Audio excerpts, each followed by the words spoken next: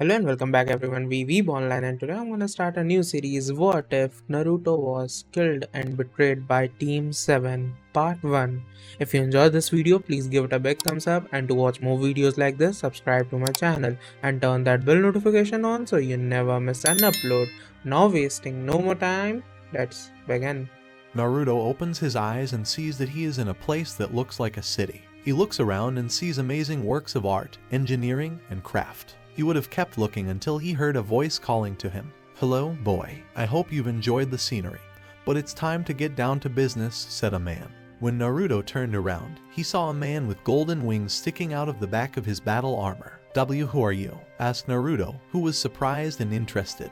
"I'm the Archangel Michael, and we have a lot to talk about concerning your death, as well as an offer you wouldn't want to turn down," Michael says as he motions for Naruto to follow him toward a large building. Back on the world of the living, Haku was really upset when she saw someone who was similar to her being thrown off the bridge by his own teammates. She charges into battle with a fierceness that has never been seen from her before. She attacks the duck-haired boy with hellish rage. Sakura yelled Sasuke-kun when she saw Haku attack Sasuke without any mercy. Kakashi and Zabuza have reached a standstill in their fight. Zabuza kicks Kakashi to the ground just as he is about to use summoning jutsu. Zabuza stabbed Kakashi with a kunai before he could get up to fight back. His shoulder is now stuck to the bridge because of this. "I don't know what happened between that boy and Haku, but I'll have to deal with it for the rest of my travels," Zabuza said this as he got ready to cut Kakashi's head off. Before Zabuza could do anything, he hears clapping on one side of the bridge. He looks toward where the clapping is coming from and sees Gato. Zabuza asks Gato, "What the hell are you doing here?" as he prepared to kill Kakashi.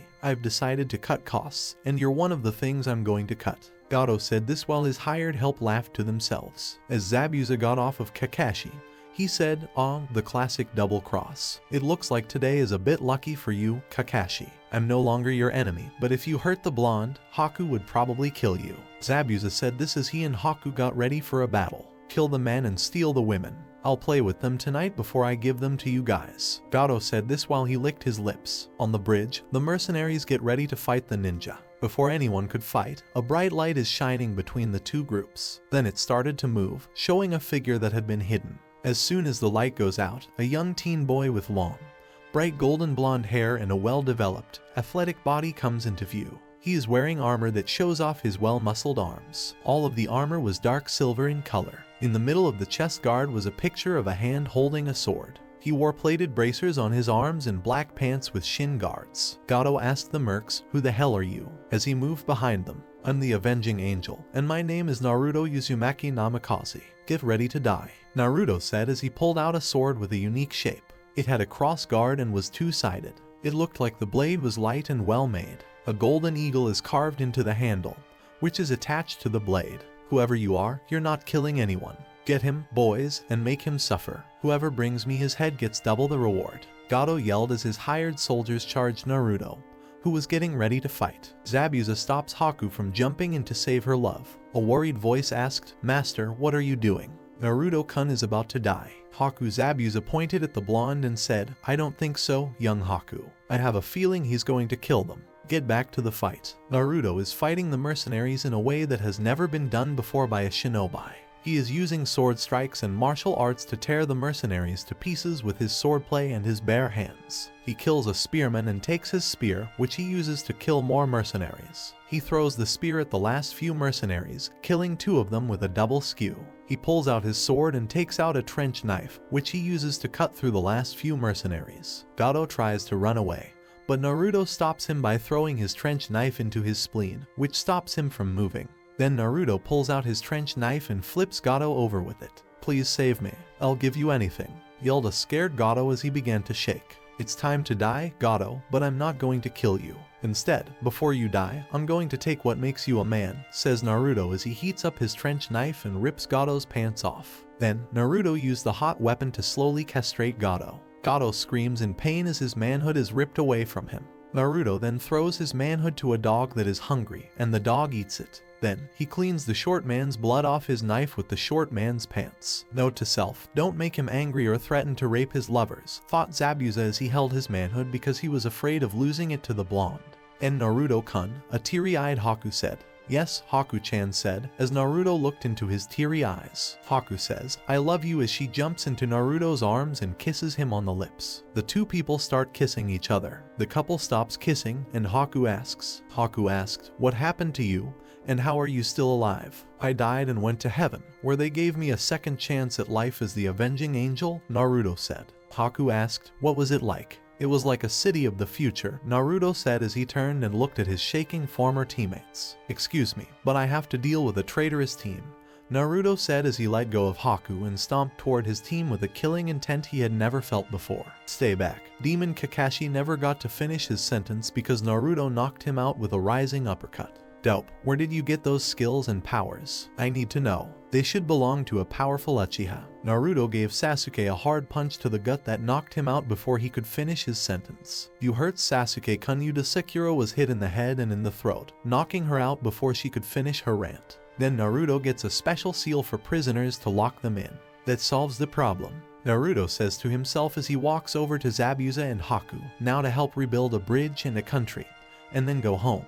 Hey, Browless, I have an offer for you, Naruto said. Haku laughed when he said that his shot at Zabuza was someone with no eyebrows who looked like a check mark. Zabuza muttered, damn disrespectful Gakis. What's the plan? Zabuza asked. You came to the village hidden in the leaves, Naruto said, which made the two of them look surprised. Let me think about it, Zabuza said as he moved to get started. But first, let's clean up the bridge that newly rich woman built with her thugs and help get this village back in shape.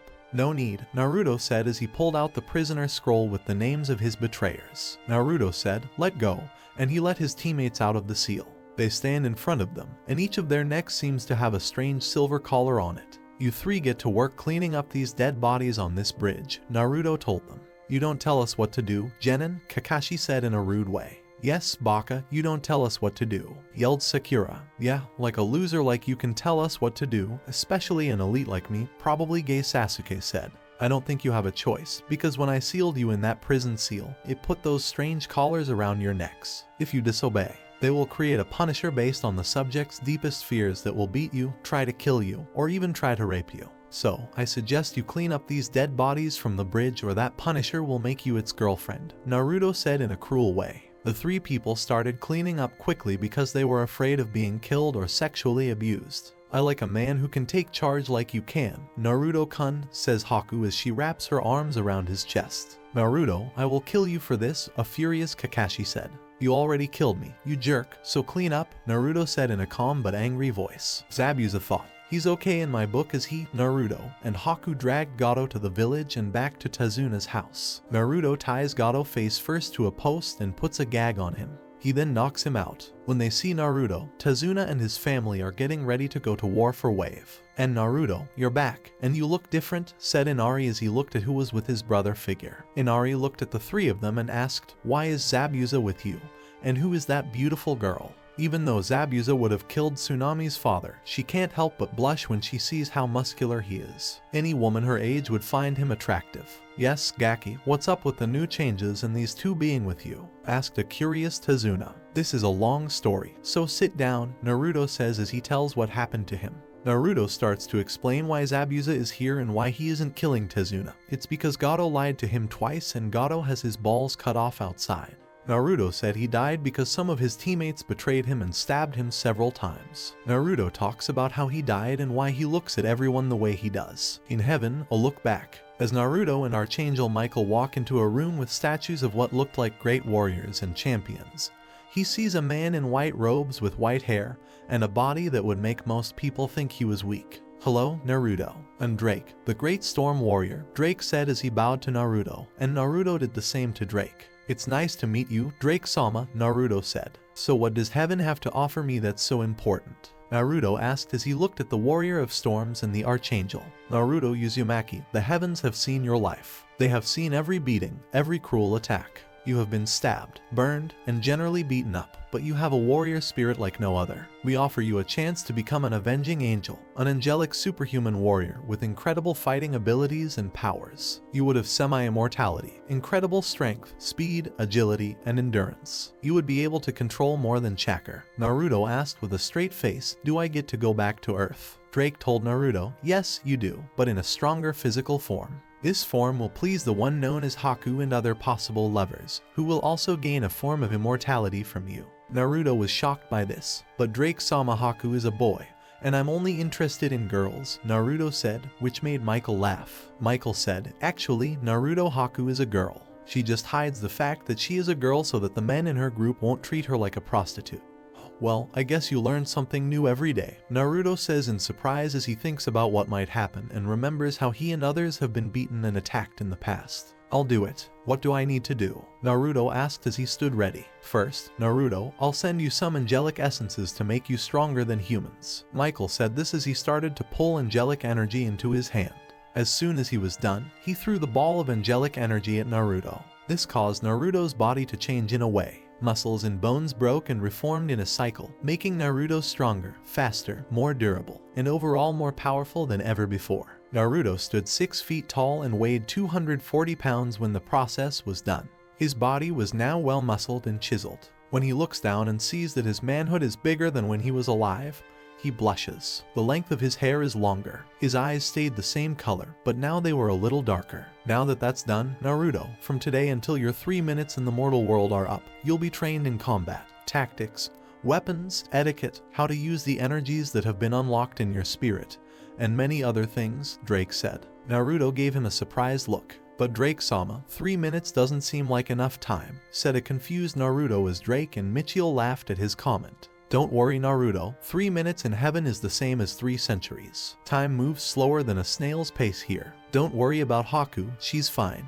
She's taking her anger out on your snake-bitten teammates. With the inbred Uchiha being as short as he is, Haku is probably beating his head in right now, hahaha. Drake calls the warriors who will train Naruto and says, okay, enough talking, let's get started. Naruto asked, hi sensei, who are my first teachers? As he waited for them. Your first teachers are men with great reputations. The first is King Richard the Lionheart. The second is Genghis Khan, who united the nomadic tribes in his country and built an empire. The third is Hattori Hanzo, who is from a culture not too different from yours. Drake replied, are they spies? Naruto asked, no, Hattori isn't a ninja, but Genghis and Richard are. They're from cultures that don't use ninjutsu. Richard is from a culture that uses highly trained warriors called knights. They're more combat-oriented than ninjas and similar to samurai, but they carry weapons that you don't. Genghis Khan is from a tribal society like yours, but it's more about hard work, dedication, and achievement. Naruto asked, do they fight with jutsu? No, Naruto, they don't use any spiritual energy to fight. Instead, they use their own fighting skills, weapons, and skills, Drake told him. Michael said, ah, here they are. Then, the 3 men entered the room. The 3 men were different heights and looked to be different ages. One looked to be in his 40 seconds, another in his 30 seconds, and the third in his 50 seconds. The oldest of the 3 was wearing something that looked like a yukata but had more room for his legs. He also had black pants, boots that looked like they were made of leather, and armor that went from his shins to his toes. On his arms, he wore bracers that also protected his hands. His robe had a lion in the middle, and he wore something on his head that looked like a protective headband. The other man was dressed and armed like a mountain mercenary would be. The last man wore armor similar to what Naruto usually wears, and his face guard was an Oni mask. Hello, my name is Richard the Lionheart, and we will be training you, said the older man with the lion on his chest. The second oldest said, I'm Genghis Khan. My name is Hattori Hanzo, the youngest one said. Naruto said, it's nice to meet all of you masters. Where do we start? We'll start with weapons and martial arts, said Genghis Khan. Then come tactics and strategy, Hattori said. We will be drilling you in these for 60 years, Richard said. As they went to the training ground, Hattori said, now let's start. Drake told Naruto as he and the 3 warriors left, Naruto, come back here when you're done training with them, and we'll give you your next set of teachers. Naruto was trained hard by Genghis Khan, Richard the Lionheart, and Hattori Hanzo for the next 60 years. They taught him martial arts, weapons, and tactics. They taught him how to use swords, knives, clubs, and sticks, and then they taught him archery and how to throw weapons. Naruto learned how to fight without weapons from Hattori.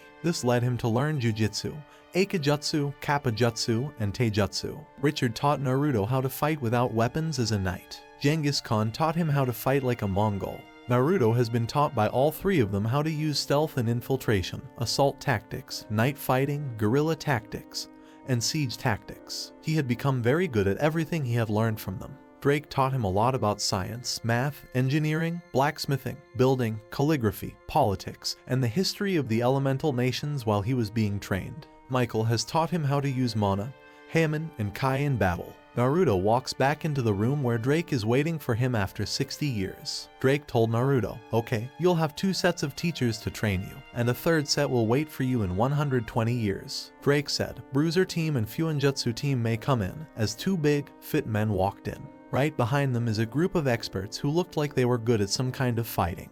The man in light samurai armor said, hello, Naruto. My name is Kintaro of the Shitano. Hello, my name is Dobrinya Nikitich, and it's nice to meet you, Naruto, the man in light armor said.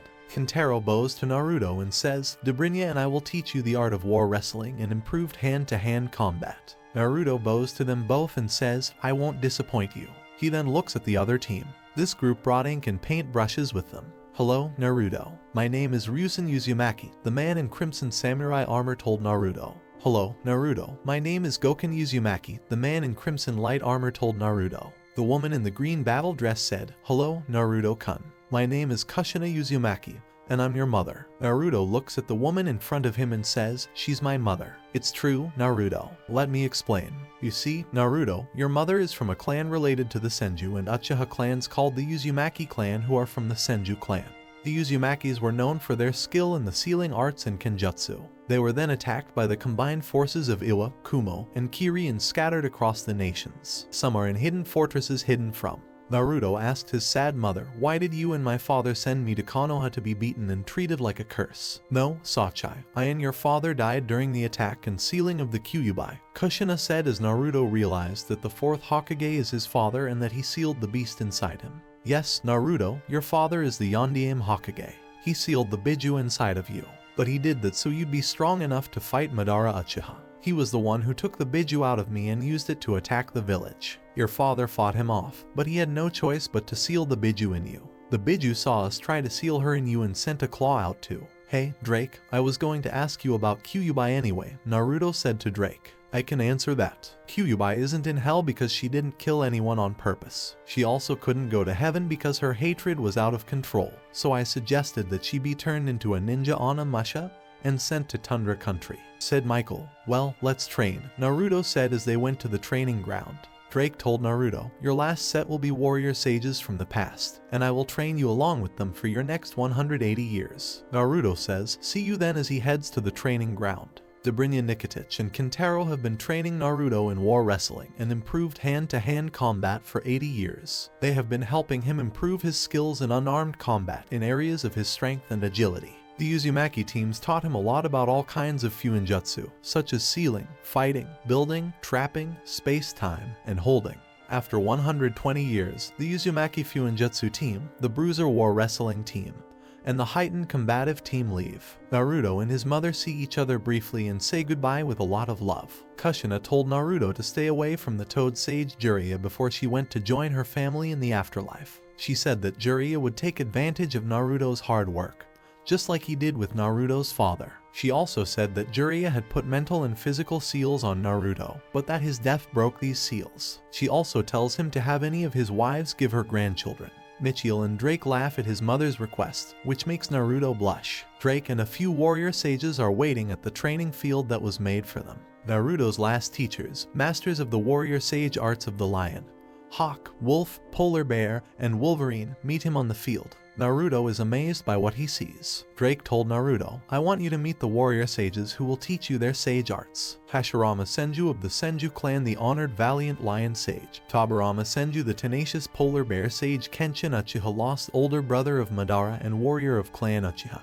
And Mikoto Uchiha, the Shuriken mistress of Konoha, the hawk battle sages. Huai Uzumaki, the savage Wolverine sage, your ancestor. Sakumo Hadake, the fierce and ferocious wolf sage. Introduced Drake. I didn't know you were a sage of the lions, Hashirama. I knew you were a sage, but I thought you got that title by training in the wilderness, not with the lions. I also didn't know Mikoto Obasan or Tobirama Senju were sages, said a surprised Naruto. Yes, that's what the history book said, but in reality, I trained with the lion warrior sages and mastered their sage arts to levels that had never been seen before. They didn't want anyone to know about my training, so I told Hashirama. The polar bears didn't talk to anyone about it, Tobirama said. But from what I know, my son betrayed you and killed you, Sakumo says to Naruto as he looks at him. Yes, he did. But Zabuza Mamachi, one of the 7 swordsmen, is probably giving him the boot right now, Naruto said. Kenshin said, let me guess, my great-grandson stabbed you in the back, didn't he? And a girl named Sakura Haruno. A furious Mikoto asked. Naruto answered in an angry way, yes. Let's get down to business so you can get even with those jerks, Kuai Uzumaki said. Yeah, Naruto yelled. Oh hell yeah, we're going to rock and roll now, exclaimed a happy Hashirama. Tobirama said, this should be interesting. Kenshin said, let's do this, and Mikoto gave him a thumbs up. In spirit, I disowned Sasuke. Tell him that for me, Naruto, Mikoto told the blonde, who nodded in agreement. Naruto had spent the last 180 years getting the most thorough training possible.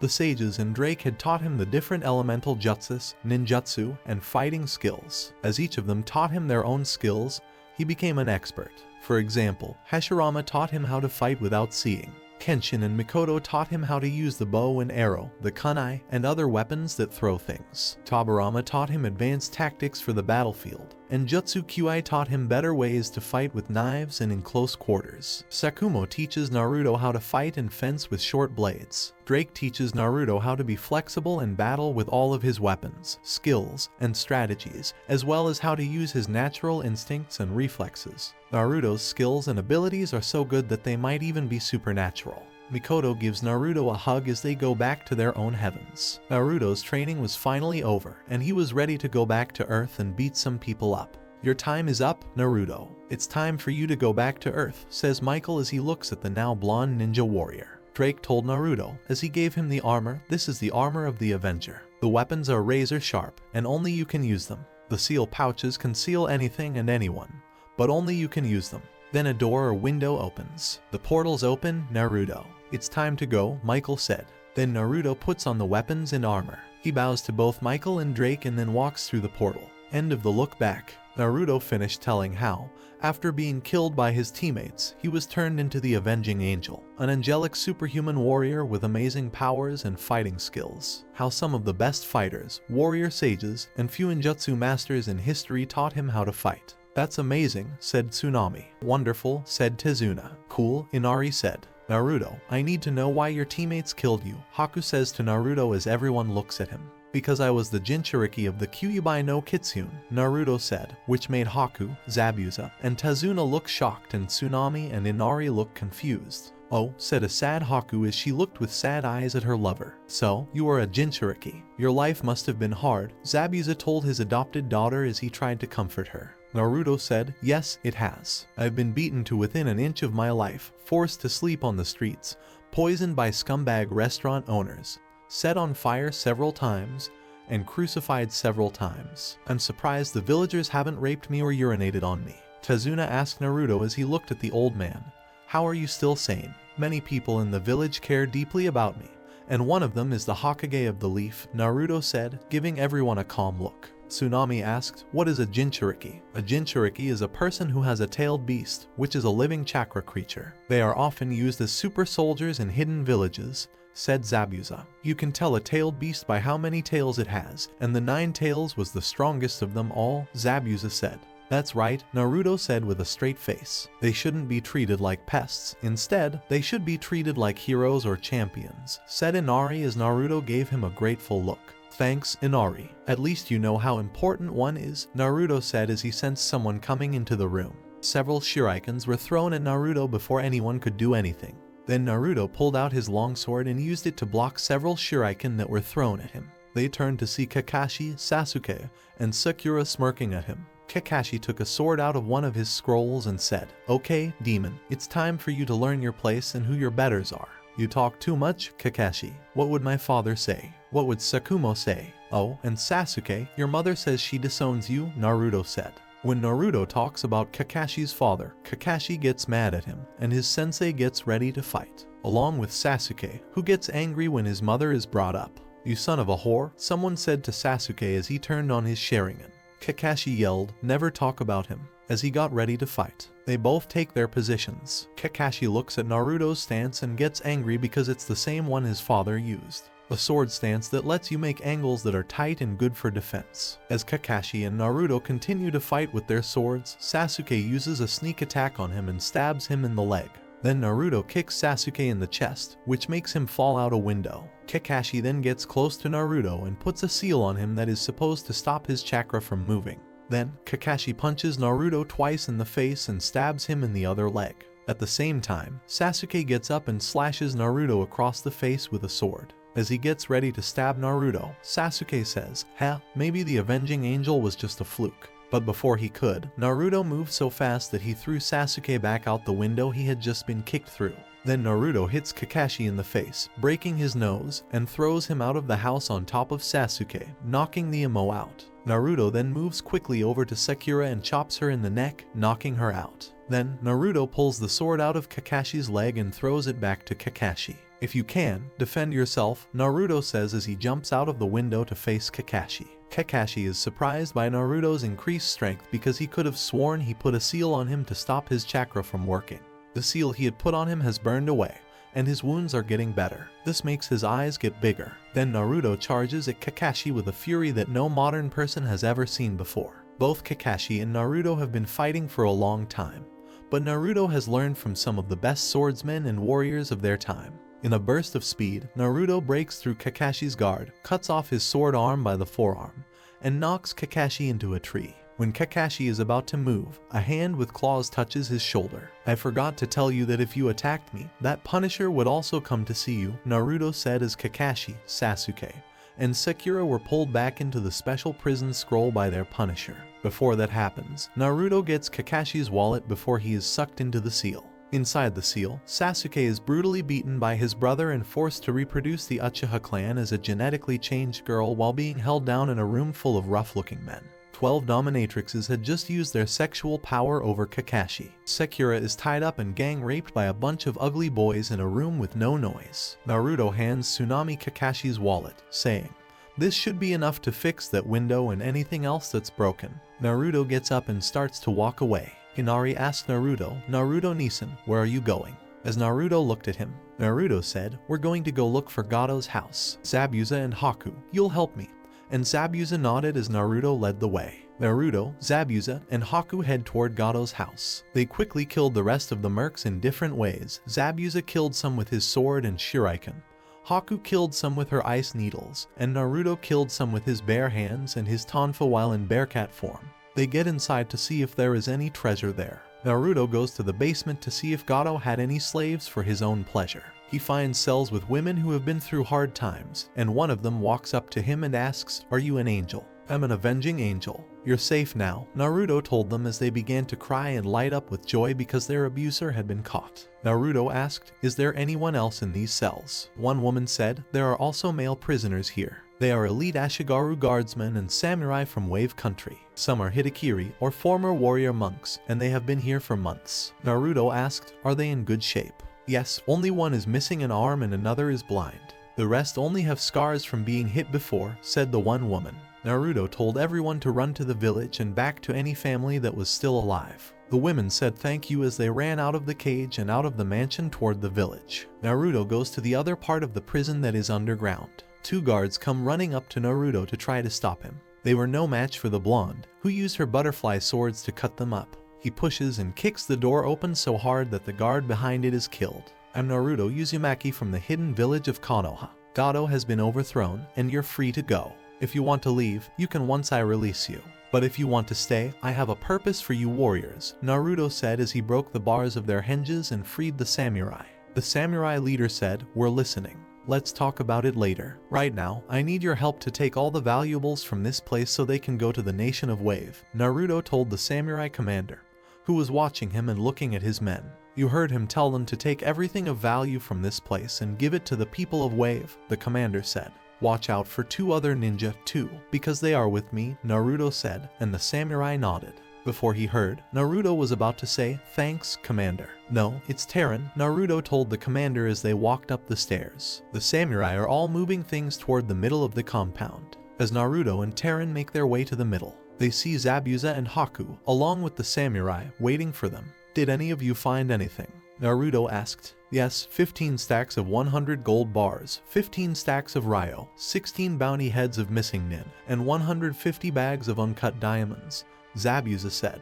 Okay, that's enough to help this country get back on its feet. Let's go take care of that skinny old man, Naruto said as he made shadow clones to help the samurai bring the treasure into the village. They walked toward the middle of the village. People had a party to celebrate being freed from the evil tyrant.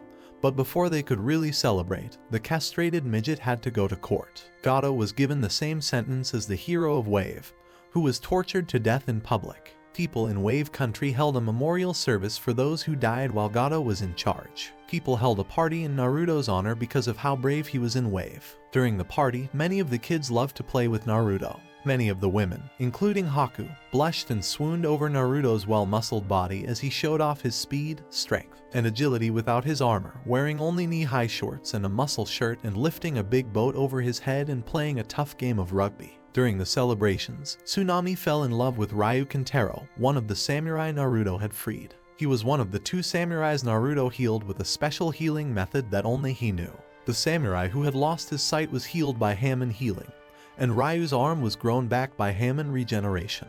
After a few days, the bridge was finished and ready to use. In honor of Naruto, it was called the Great Naruto Bridge. After the bridge was finished, trade and travel became more important, and new settlers and travelers moved into the village. Naruto, Haku, and Zabuza met with Teren and Tazuna to talk about what to do about Wave's defenses and fighting forces. Naruto suggested that they make a paramilitary force out of former samurai, ninja, sailors, hunters, and some of the toughest fighters who live in the Wave that Gato's forces and some of the settlers haven't found yet.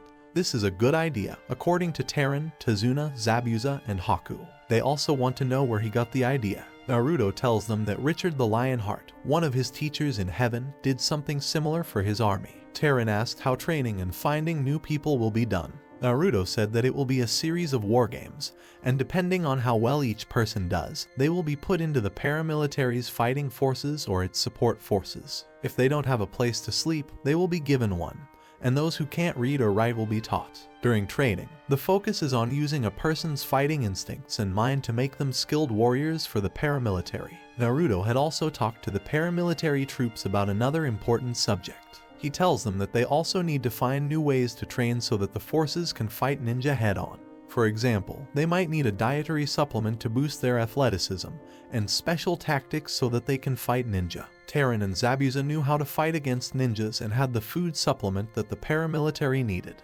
Naruto also suggested putting together a military chain of command, which they agreed to add to the paramilitary. Naruto had sent a bird to Konoha with a message saying that the mission in Wave had been completed, but that his teammates had betrayed him and were trying to kill him. The message also had a seal on it that showed that the payment had been sent. The message also said that Wave had asked Naruto to help train a paramilitary force and explained how Naruto would be paid for his help. The Hokage didn't like how Team 7 betrayed their friend, so he sent Team 8 to help Naruto with the paramilitary force. Naruto met up with a group of Hitakiri and warrior monks. He had suggested that they build a martial arts school to teach regular people how to use their skills as a secret defense against any future threat. During the rest of the weeks, Haku and Naruto got closer than ever. They continued to have deep makeout sessions, and during one of them, Haku felt like Naruto was more than just a boy in his pants. They talked about how hard life is for both of them and how they should try to make the best of it. Right now, Haku and Naruto were kissing each other passionately. Both Haku and Naruto started taking off each other's clothes, taking in each other's shapes. Before they could have sex, someone knocked on the door of the house he was using as a temporary base of operations. Naruto and Haku got dressed and went to the door to answer it. Naruto goes to answer the door, and when he does, he sees a beautiful woman with long black hair, ruby eyes, a battle dress, and a flak jacket, with the Hidayate from Konoha tied around her head. Jonin-sensei Kurenai Yuhai of Konoha hears that one Naruto Uzumaki needs help, said a Kurenai who is now known. A boy with a big ninja dog right next to him said, "Where's the dope so a real ninja can help him?" "Yes, where is Naruto-kun?" asked a girl in a heavy coat with dark blue hair cut in a Heim style and lavender eyes. The boy in the back just gave a simple nod. Naruto said, "Hello, Dog Breath, Hinata Heim, and Shino. It's good to see you all," as he moved deeper into the light. Hinata said, and Naruto, as she looked at her crush in front of her and tried not to pass out. Kurenai thought, Yondiame-sama as she looked at the boy who looks like the Yondiame. Kiba and Akamaru smelled him and asked, "What the hell happened to you?" Shino told his teammates, "It's interesting that my bugs won't come near you because they say you have a lot of power," and they were shocked. Naruto said as he let teammate into the house, "That's a long story that I'll tell you inside." As teammate looked at the young girl, Naruto said, "Oh, where are my manners? This is Haku Mamachi Yuki." Hinata is looking at the girl with envy in her eyes. Hinata didn't know that Haku was not only willing to share Naruto, but that she is also bisexual.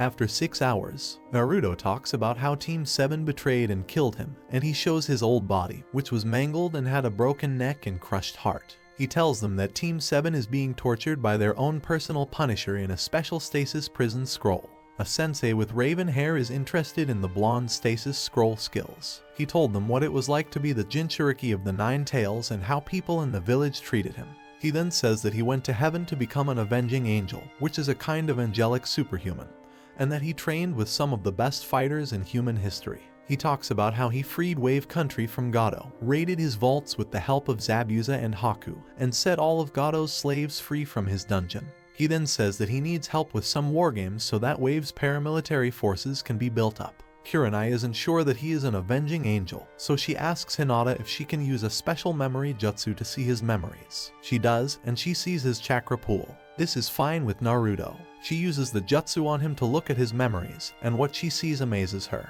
She can see every part of his life, from when he was in Wave to when he died and when he was in heaven and got his status and powers. Hinata sees that his chakra pool is amazing when she looks at it, seeing it was dark and quiet, like blood, but it looked dangerous. The Kunoichis stop what they are doing and look at Naruto in shock that what he said is true. Then Naruto winks at Hinata, which makes her blush. Kurenai hands him a scroll and says, "Okay, you're telling the truth." "What is this?" Naruto asked. Kurenai replied, "A message from the Hokage." As Hinata, Shino, and Kiba watched the blonde open the scroll, they thought, "So that's why Naruto is often hated in our village." So this is interesting," Naruto said. Kurenai asked, "What is it?" Naruto said, "It looks like Jiji gave me operational command," and everyone in the room looked at him in surprise. "So what now?" asked Kurenai. "I need to create a main fortress for the future paramilitary force and a fortress school of martial arts. I need you and your team to help with the organization of the war games. I have the materials for the dummies, but I need you to help the blacksmith with the orders of standard armor and equipment. Here, takes this clone with you. It's made with a more durable clone jutsu. He will be helping with the blacksmithing," explained Naruto as he creates a light clone. Teammate and Naruto each do what they need to do. Naruto makes 10 clones and sends them out with 10 big wagons full of building supplies to look for a place for both the main fortress and the martial arts school. Naruto decides that a high ridge in an open field is the best place for the fortress. He makes 100,000 copies of the light. He tells 50,000 of them to start building the outside walls of the fortress so they can't be broken through or pierced by enemy infiltrators. Naruto then takes charge of the other 50,000 light clones to work on the inside structures. He gives 20 of them each the task of building the training ground, barracks, mess hall, command center, prison, library, secret passages, plumbing, and electricity. Naruto then gave the other 2,500 clones the job of starting to build the moat and drawbridge. Naruto then made 50,000 copies of himself and sent them to find a new place to build the martial arts school for the Hitakiri and warrior monks. The Hitakiri and the fighting monks helped the clones find what they were looking for. As part of Teammate, they are helping the blacksmith make weapons and armor. The Naruto clone took off his chest guard, which was made of metal. The men in the room, except for the calm Shino, gave her a jealous look. The female Jonin and the Hyuga heiress both blushed. The heiress's eyes were filled with wonder and lust. Both groups were going to have a great time. On the other hand, in Tundra Country, a beautiful woman with red hair, blood-red eyes, and a strong, well-muscled body is walking through the wilds of Tundra Country while dressed for battle. As the now human Kyuubi made her way towards civilization, she thought, I need to find a place to sleep and a man with whom I can play in the sheets. She finds a group of 50 men attacking a single man who looks like he is a samurai who has been trained very well. He was wearing the typical Hitakiri warrior's armor. 2 swords were in his hands. He had long, black hair that flowed down. Then she jumps into the fight and lands right next to the stranger, showing him that he is not alone.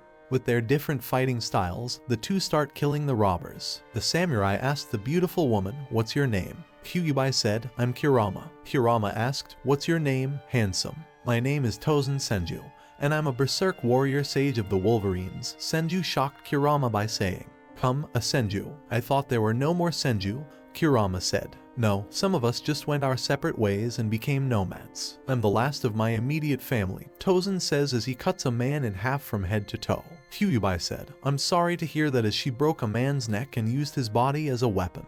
Both fighters are going after the bandits with full force. After the leader said he would rape Kurama if Tozen was killed, they finally killed him in a brutal way. Tozen wipes the blood off his swords and says, wow, that was a workout. Those moves were beautiful. Kurama looks at the wild sage and says, you're not bad either. The two then look at each other, still pumped up on adrenaline. They get close enough to each other to kiss. The two start making out near the bodies. So, Kurama asked as she licked her lips, is the title Berserk true in other ways? As true as getting blood out of a rock, Tozen said as he and Kurama kissed each other again.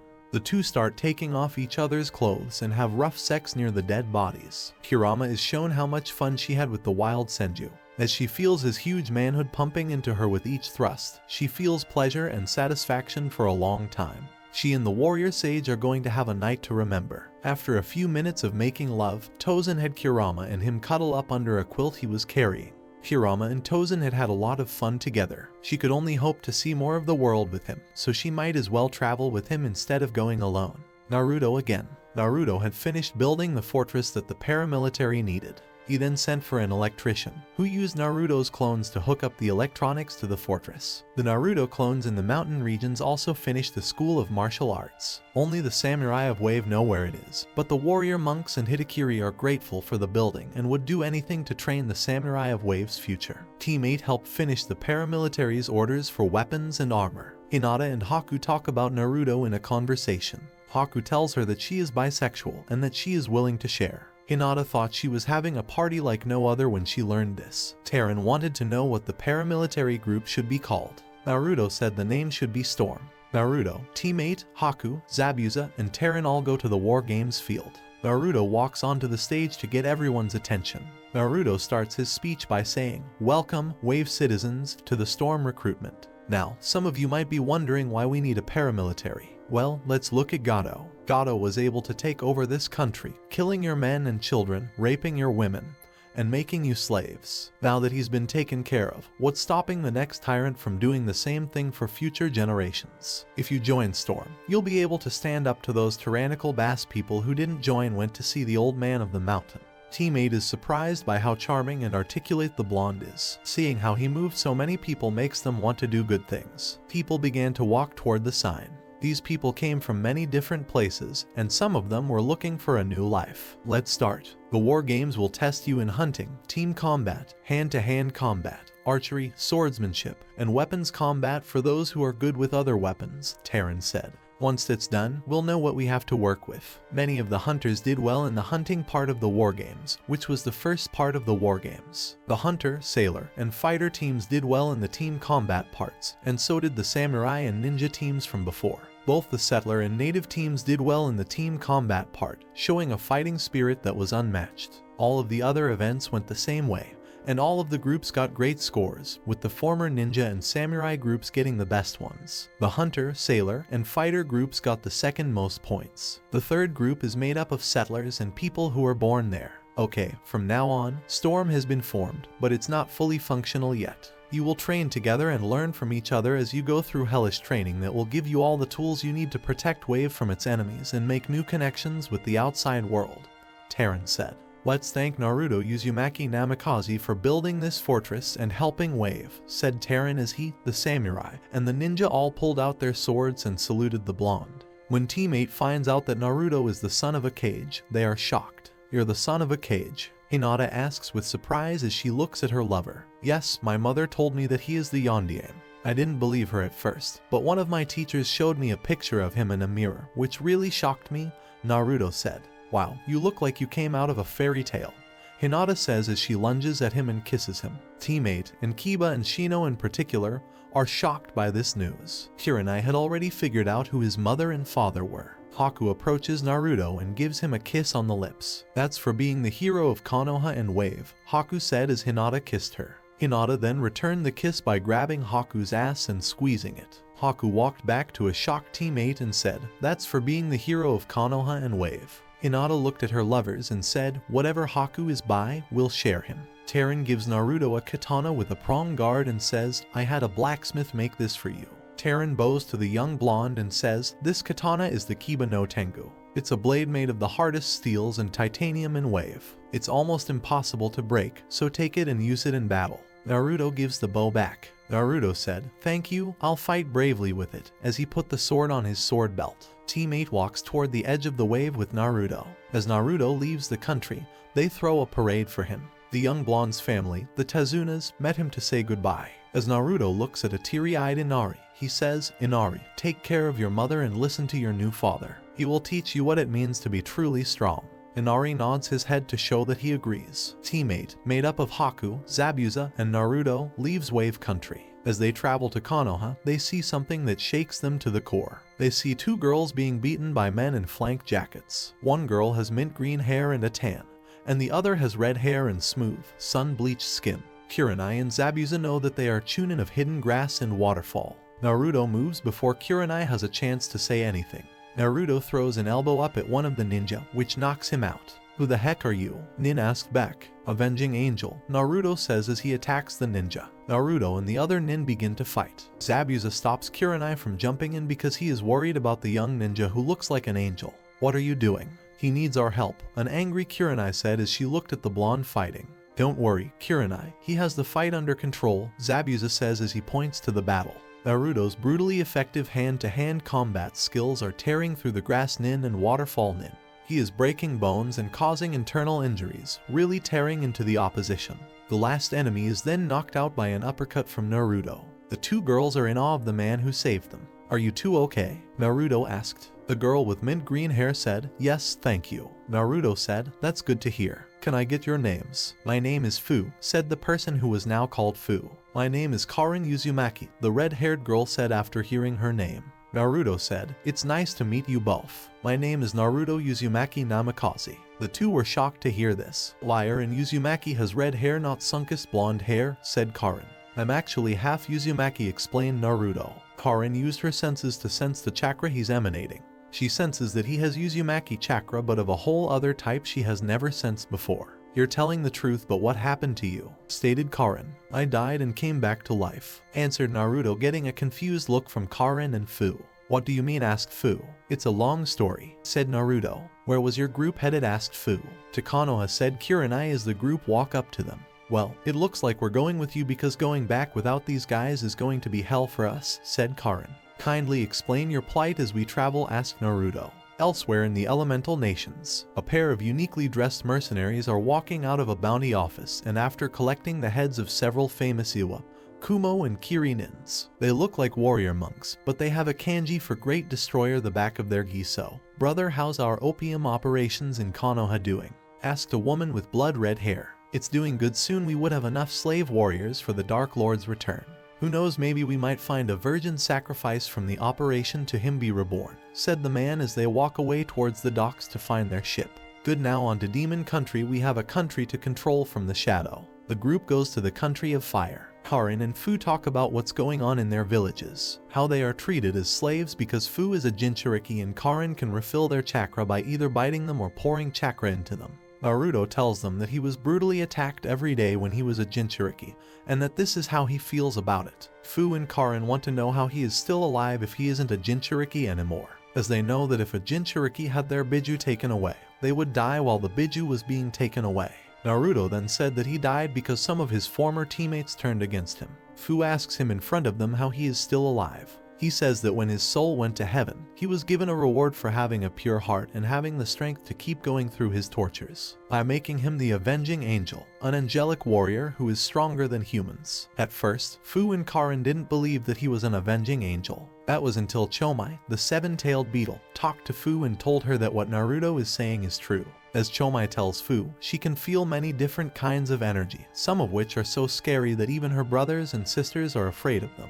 One of them comes from heaven or God, which is what Naruto is giving off. When Chomai says that she doesn't know what the angelic warrior can do, Fu is surprised. Karin asks him to show her how strong he is. Naruto does this by sending Hammon from himself to Karin, which helps heal some of her scars that aren't fully gone. Karin checks to see if the scars from when people bit her in the past have gone away. She was shocked by what he did and now looks at him in awe. He also got rid of the scars Fu had from being hit in the past, scars that not even Chomai could get rid of. Fu and Karin are amazed by his power and say that it is true. They ask him many questions about heaven, Kami, and life in general. Naruto just tells them that he didn't meet Kami, that heaven is amazing, and that he didn't get to ask any questions about life while he was being trained by some of the best warriors, sages, and seal masters in history. They keep talking about how they feel about the abuse they went through as kids. As time went on, Karin and Fu both started to like the blonde, even to the point of standing next to him in base camp with Haku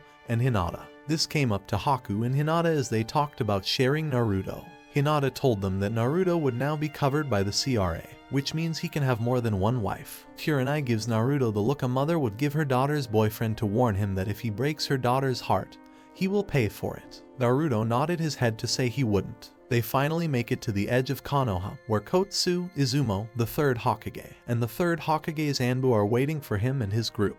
A curious Hokage asked Kurenai, "Where is Naruto? Who are these 5 with your group?" As he looked at them and saw a face that looked like a ghost, the old Hokage asked the stranger, "Who are you and why do you look like the Yandere?"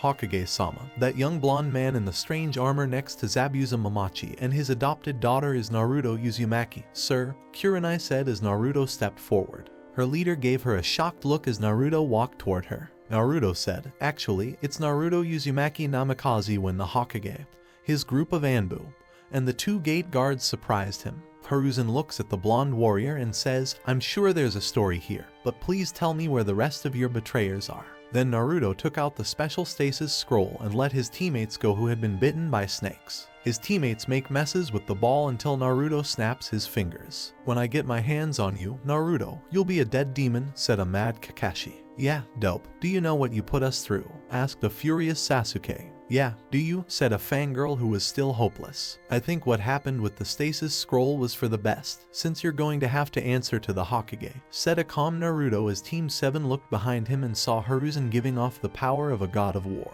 "Hokage-sama, I can explain." Before Kakashi could finish, the third Hokage grabbed him by the throat and lifted him off the ground. "I thought I was clear about how you should judge the boy, but you didn't listen," Hiruzen says as he rips out Kakashi's sharing an eye. Kakashi screams out in pain, but he is stopped by a kick to the face that knocks out some of his teeth. "Anbu, get Kakashi back on his feet and treat his wounds. I'm going to make an example out of his 2 betrayers, so put them in an Anbu prison with him. Nico, you might also want to come back to my office to listen," Hiruzen told the Anbu. "Hi, Hokage-sama," says the Anbu Nico as she nods her head toward the blonde. "Everyone, come to my office. We'll talk there," said Hiruzen.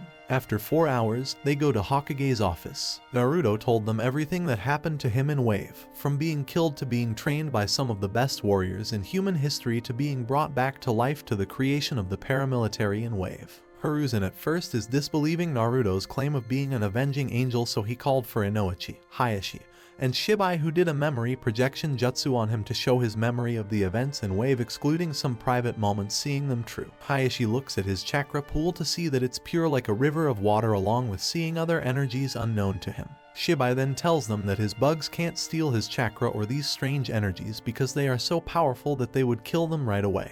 Naruto also showed his original body, which surprised everyone who hadn't seen it before. Then Hiruzen asks who the 3 girls are, and each of them tells him her name. How each of them met Naruto. All 3 girls blush when they say the same thing, that they like the angelic warrior blonde. Hiruzen laughs to himself and thinks about how the blonde has changed since his rise to power. Before he went into the office, Naruto was getting looks of awe and lust, and some girls fainted when they saw him. Fu's answer surprises Naruto, and Karin moves toward the girls and gives them both a kiss on the cheek. Naruto tells them he would be happy to be their boyfriend or girlfriend. The 2 girls jump on the boy and kiss the blonde on the face over and over again to get him to like them.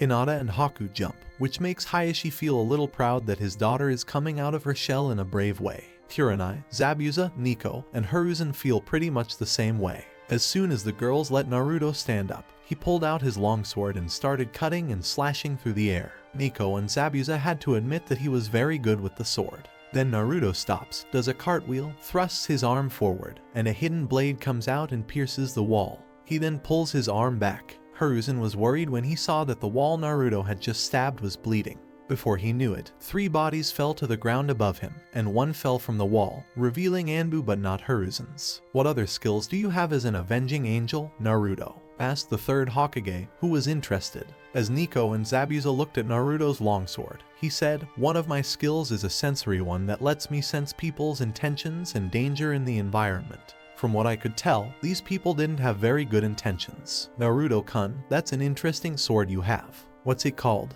asked Nico. "Yes, I'd also like to know how you used it to fight Kakashi the 2nd time he tried to kill you and those mercenaries," Zabuza said. "My teacher Richard the Lionheart called it a longsword. It's similar to our culture's Tsurugi sword, but it's more for strength-based 2-handed handling. This design is called the Sword of Eagles. I have other swords besides this one," Naruto said, and the 2 sword experts nodded in agreement. A curious Shibai asked, "What was that blade you used on that one near the wall?" "It came out of your bracer." "Oh, this one is called a hidden blade. It was used by the spies and infiltrators of one of Richard's enemies turned saviors, the assassins. It has a simple mechanical system of switches that lets me pop it out and pull it back in. It can be used for sneak attacks and hand-to-hand combat," Naruto said, getting a nod of interest from Shibai and his son Shino as he showed it off. And Anbu-shun walks into the room before anyone could ask Naruto about his weapons. The hawk-masked Anbu told the Hokage, "The council has called a meeting about Team 7's imprisonment. Thank you, Hawk. Zabuza, you're on probation for 2 months, and Nico will take your sword. You, your daughter, Karin, and Fu can live with Naruto at his mansion. Fu, Karin, and Haku, welcome to Konoha. You'll all be trained as shinobi in the roles you choose," said the 3rd Hokage, who got a confused look from the 5. Naruto started to say, "But Jiji, I don't have a," but Hiruzen cut him off and gave him the keys and a map to the Namikaze and Uzumaki compound.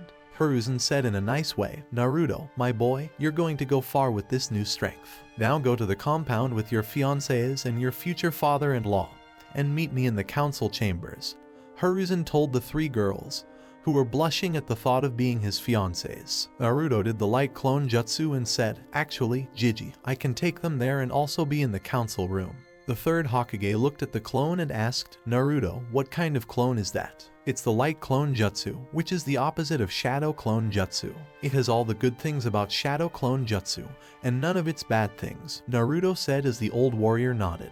"Okay, we're off. See you at home, darlings," Naruto says as he kisses each of them and heads to the council chambers with the other clan leaders and Hokage. Hiruzen gives Naruto a cloak to use as a disguise. "Here, Naruto, wear this cloak. It will help you walk around without drawing too much attention to yourself," he says. Before he left, Hayashi said with a smile, "Oh, Hinata, I have a surprise for you at home that will make you jump for joy." Hinata was wondering what could make her father happy. The council rooms, the Inuzuka, Akamichi, and Nara clan leaders are waiting for the Hokage and their other clan leaders. Along with them were the scheming elders and the greedy civilian council members. "Where is the Hokage? He should be here when he is called," a civilian councilor asked. "Don't say anything, civilian.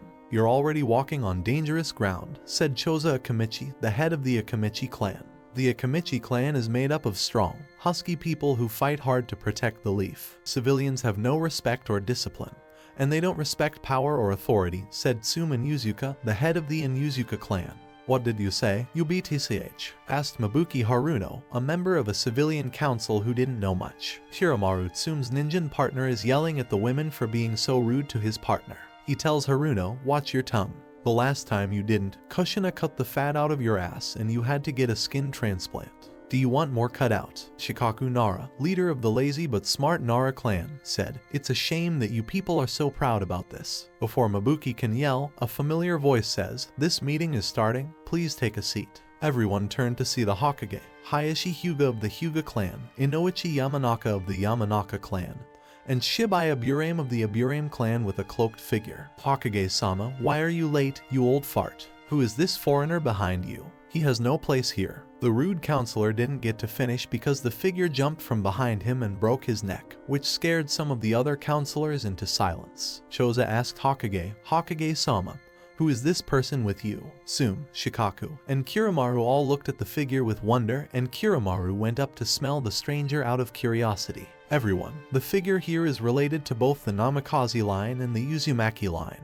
It's someone who has stayed here and been beaten and attacked on each of his birthdays," Hiruzen said in a questioning tone. Shikaku, Tsum, and Choza were able to figure out who the stranger was pretty quickly. Ladies and gentlemen, I'd like to reintroduce the heir to the Namikaze and Uzumaki clans, Naruto Uzumaki Namikaze, said the third Hokage as Naruto took off his hood and showed a chiseled face with no baby fat or whisker marks. Soon, the civilian council starts yelling that the so-called demon is not Yandieme's son, which causes a lot of anger. Naruto yelled, "Shut the hell up, you no good viper bitches," with a killing intent he had never felt before. You civilians don't know anything about sacrifice or ninja warfare. All you do is sit in these chairs at this table thinking you have power, but let me tell you something, you don't. All you do is complain about not getting your way and wanting more money. Now shut the fuck up when grown-ups are talking, said a very angry Naruto, telling the civilian counselors who had sense to do the same. Who the hell do you think you are, you jerk? The councilman didn't get to finish because the young blonde picked him up with one arm and threw him against the wall hard enough to kill him. Naruto looks at the remaining civilian councils and asks, anyone else want to say something? They all nod their heads in fear. Naruto sits down in the middle of the chambers and says, "Good Jiji, you can take over." "Thank you, Naruto." Team 7 has been detained because they are accused of killing a fellow Konoha ninja, Hiruzen said, making everyone in the room look shocked. One of the civilian counselors, who almost died, said, "How could that be? Hokage, Uzumaki-san is right there. Naruto, could you please show them your original body?" Hiruzen asked as Naruto took out the scroll that held his original body and opened it, showing a broken neck and a destroyed heart caused by Kakashi's original jutsu, the Reikiri. Even more confused are the clan heads now that they know this. "How are you still alive? And what's up with the changes? You look like a fighter and athlete all in one," Tsume asked. "Yes, I would also like to know about this," said Choza, who was interested. Nabuki Haruno yelled, "The demon has him. Kill it quickly," but Naruto punched her in the throat and knocked her out. Tsume thanked Naruto quietly as Kiramaru licked the blonde on the cheek. Naruto patted Tsume on the head to say thank you. "What did I say about talking when adults are around? I don't know where to begin, but here it is," Naruto said. 60 minutes have passed. Naruto had told Wave what happened to him and how he became an avenging angel, a warrior with fighting skills beyond those of humans, and how he was trained by some of the best fighters in the history of both the shinobi world and humanity. Wave of flashbacks. Naruto had just saved Tsunami and Inari from the mercenaries that Gato had sent to take Tsunami away. She and her son were saved by the ninja from Konoha who was the most unpredictable. Inari says sorry to the blonde girl who told him about his horrible childhood.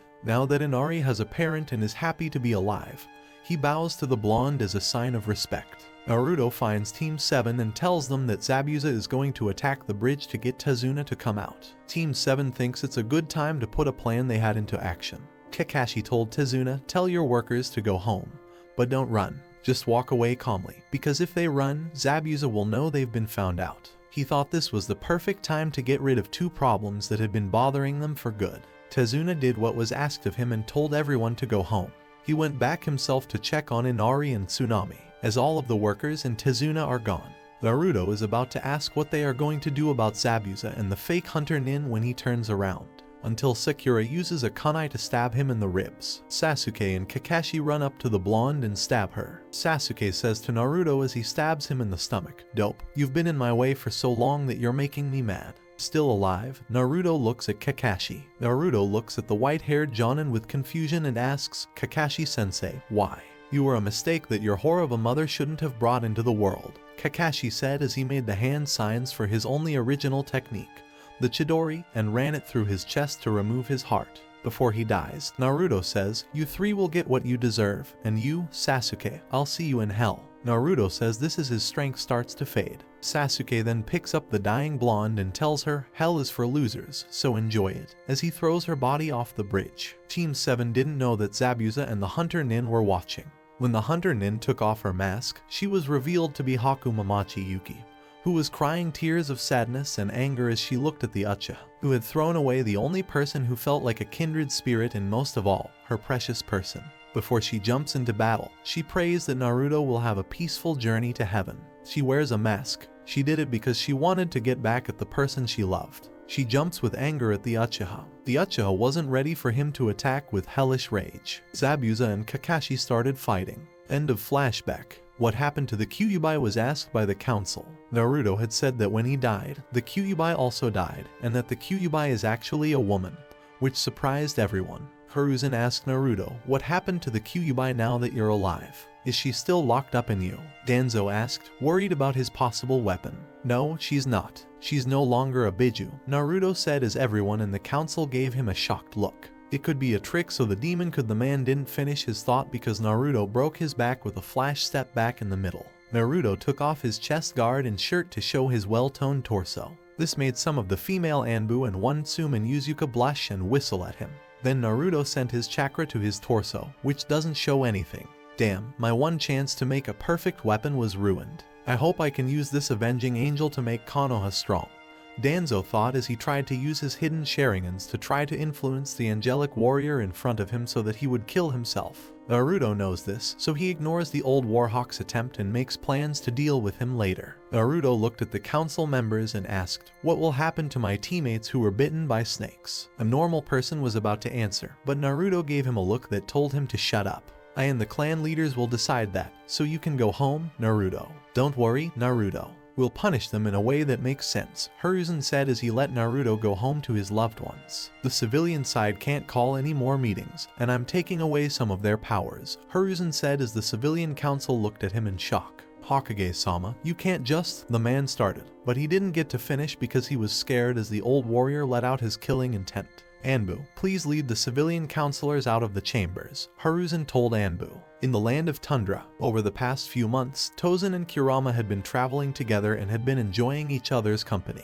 Kurama had talked about where she came from and what she looked like before her container died. Tozen didn't mind her being there at all. It wouldn't be all that bad to have a walking library, would it? Kurama asked, so, love, where are we going? Because she was curious about where they were going. At my grandfather's highland home, I'm going to see if I can give you a weapon. We can't let you hurt your strong, beautiful hands, can we, love? Tozen says as he kisses her hands, making Kurama laugh. Yes, sweetheart, that's true. So what weapon do you have in mind? Kurama asks her lover as she looks at him.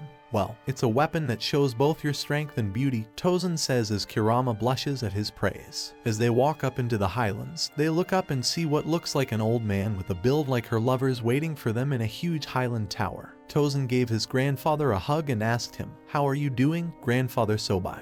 This was a respectful way to greet him. Hey, Tozen, how are you? I thought you were dead after fighting those Oni warriors, says Sobai as he checks his grandson for any wounds. Then he saw the woman with red hair. The old man asked the red-haired woman, who is this beautiful woman with you? The woman blushed at the question. Tozen told Sobai, this beautiful woman is my girlfriend Kurama Uzumaki, also known as the Kyuubi no Kitsune. Sobai looked at the woman a little bit surprised at the last part. As they walked into the Highlands fortress, Kurama asked the old man, please tell me your story. At night in Konoha, a big group of men are having a great time in an isolated mansion near the red light district. It looks like they are having some kind of party. Guards wearing strange clothes and carrying yellow and black talwar sabers are walking around the area to make sure nothing goes wrong.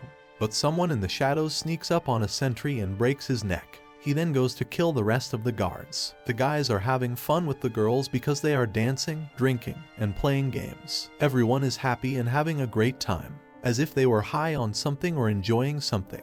Outside, an intruder has now been found and is killing the guards. They pull out their sabers to fight, but it doesn't help because the man keeps killing them like it's nothing. Things look bad behind all the partying. As one man asked, so, girls, how's the party? We're having fun with you dancing and drinking with us, but we should probably eat. What do you guys think? One of the other men revealed that he was a demon and began to attack one of the party girls, hurting her very badly. One by one, the men show that they are demons as they attack the girls and brutally beat them up. But things get even worse when the lights go out and one of the guards in robes falls from a skylight, drawing the attention of the demons. The Tamashii is coming, the guard said as he lay dying from his wounds. Someone is looking into the room from the shadows. When the moonlight shines on the figure at night, it shows that it is a member of Konoha's Anbu, or a special branch of the Anbu that is different from the rest but not root. He has a pure white hunter ninja mask on and is holding a ninjato. He is wearing a modified flak jacket under a trench coat that has pockets for kunai, shuriken,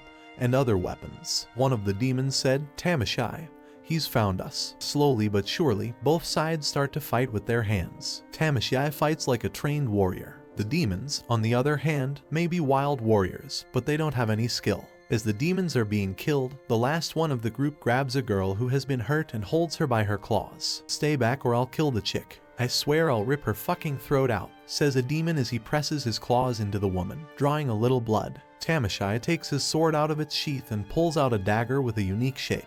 He points it at him. The demon curses at him and tells him, "You can't do anything with the dagger from where you are." Tamashai, on the other hand, flips a switch on the dagger, which sends the blade straight into the demon, killing it instantly. Tamashai goes to see how the girls are doing. Each of them had cuts and marks from their teeth. He only sees 1 dead and 7 hurt. Tamashai uses his radio to get in touch with his commander. "Command, this is Yakai. There's a problem at the Ryobai mansion. At least 1 person is dead and 7 others are hurt. Send medics. We also have a cult and Rakshasa here," Tamashai said into his comms channel. "Yakai, this is Command.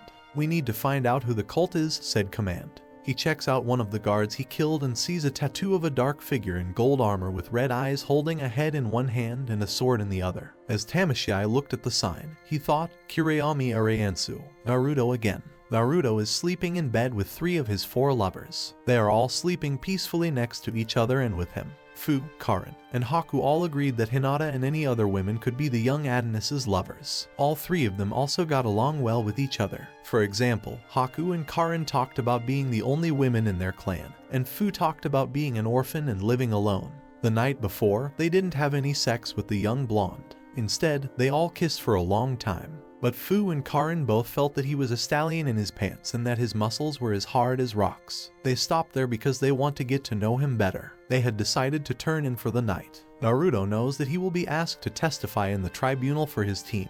Naruto found the bedroom for the master in the mansion and chose to sleep in the room. But Zabuza sees that the boy is lonely at night and tells the girls to sleep with him in the master bedroom of the mansion to keep him company. The girls couldn't wait to comfort their boyfriends while they slept. They went into the room with him and laid down on either side of him. This gave him a lot of comfort. She caressed his ripped torso, putting their hands all the way down his chest and up to his manhood. They are cuddling with him right now. Fu, Karin, and Haku were all sleeping on his chest. Then Naruto wakes up, which wakes up his 3 lovers as well. Haku kisses Naruto and says, "Good morning, Naruto-kun." He kisses him deeply, and Naruto kisses him back with the same force. Naruto pulls away and gives Karin a kiss that is just as passionate as Haku's. Fu also got a deep kiss, and Naruto was sure to like it because of Fu, grabbing his head and arguing with him with their tongues. The doorbell rang before anything could happen.